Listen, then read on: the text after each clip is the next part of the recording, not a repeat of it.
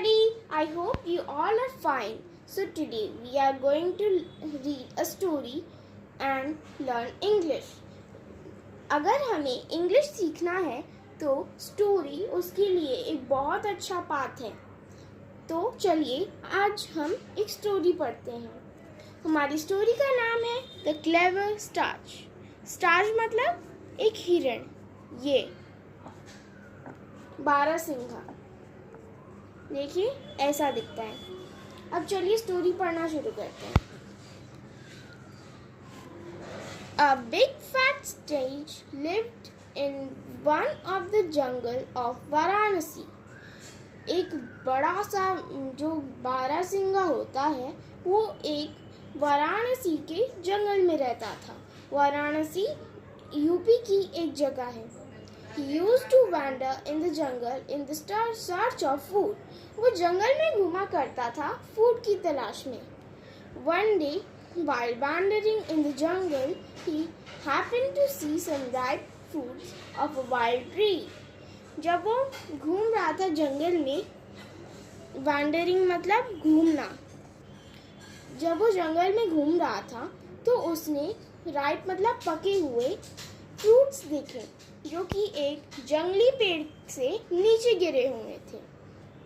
He tasted the fruit. उसने उन fruits को टेस्ट किया. They were very delicious. Delicious मतलब बहुत ही स्वादिष्ट. From that day on, he started searching for food. उस दिन के बाद से उसने खाने की तलाश करना ही छोड़ दिया. Instead of it, he came to the tree every day and ate its food until his stomach was full. उस दिन के बाद से वो हमेशा ट्री के पास जाता और तब तक उसके फ्रूट खाता जब तक उसका पेट ना भर जाए. Thus the starch was passing his time happily. ऐसे करके जो स्टार्च था वो अपना समय एकदम खुशी खुशी गुजार रहा था. One day a hunter came to the jungle. एक दिन एक हंटर जंगल में आता है. When he saw the starch, जब उसने बारहसिंगा देखा, he decided to catch it. उसने उसे पकड़ने की ठान ली. He thought if I catch this starch, उसने सोचा अगर वो उस बारहसिंगा को पकड़ लेगा, I could get a lot of money by selling it. उसके पास अगर वो उसे बेच देगा तो उसके पास बहुत सारा पैसा आ जाएगा. I could manage to somehow catch the starch. वो कैसे भी करके उस स्टार्च को उस बारहसिंगा को पकड़ना चाहता था. He started thinking of ways to trap the starch. उसने उस स्टार्च को पकड़ने के बहुत से तरीके सोचे. Then on a pleasant sunny day, एक सनी डे पे the hunter made a raised platform on the tree. उस हंटर ने उस ट्री पे एक raised platform बना दिया. He laid his net and began to wait anxiously for the starch. उसने नीचे अपना एक नेट बिछा दिया और anxiously मतलब बहुत ही ज़्यादा उत्सुकता से मतलब उससे वेट नहीं किया जा रहा था और वो बारहसिंगा के लिए वेट कर रहा था. अब चलिए नेक्स्ट पेज पे चलते हैं.